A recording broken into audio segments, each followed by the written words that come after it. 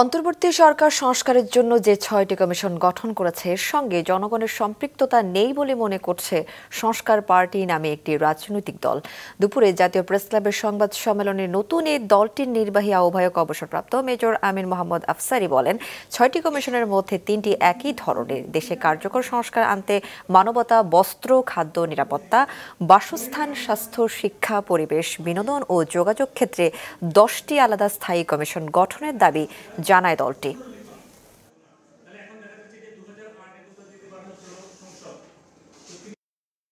প্রায় 1 মাস হলো কমিশন হয়েছে, কমিশনের সাথে কি জনগণের কোনো যোগাযোগ আছে?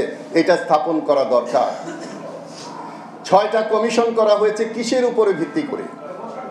6 জন প্রধান বানানো হয়েছে কিসের উপর ভিত্তি করে? আবার এর মধ্যে অনেকে নারাজ করতে চায় না, এবং এই 6টাই কি সাফিসিয়েন্ট?